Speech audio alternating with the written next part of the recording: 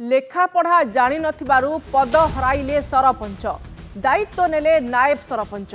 Bhadrak Dhamnagar block बयांगडीही पंचायतर sarpanch Kuntala Malik चलित पंचायत निर्वाचन में तांको प्रतिद्वंदी प्रार्थी भारती बेहेरा हराई सरपंच होइथिले।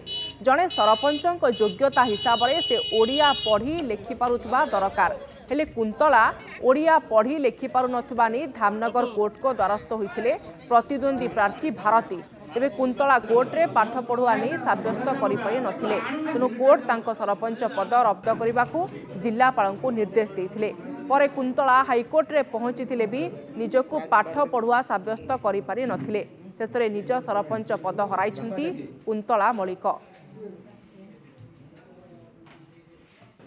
गुरु वार्ड मेंबर जीति वार्ड मेंबर नायब सरपंच दायित्व तुलाऊली।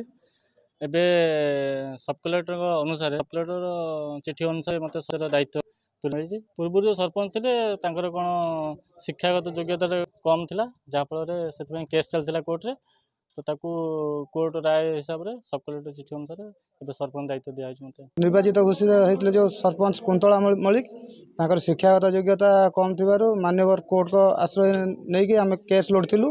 केस रे मान्यवर कोर्ट निर्देश देली अयोग्य घोषणा कले। अयोग्य घोषणा कलापर मान्यवर आमर उपजिलापाल महाशय एवं ब्लॉक उन्नयन अधिकारी निर्देश रे आज नायब सरपंच दायित्व नेले सरपंच दायित्व नेले। जे कि जो सरपंच जो गाइडलाइन अच्छे आमर निर्वाचन कमिशन हिसाब से गोटे प्रार्थी ओडिया लिखि पारुथो पढ़ी पारुथो थिबा दरकार किंतु जे सरपंच निर्वाचित होइथिले ना से ओडिया लिखि पारुथिले ना पढ़ी पारुथिले जे कि मिछ प्रतिश्रुति मिछ आमर सत्यवाद प्रदान करथिले।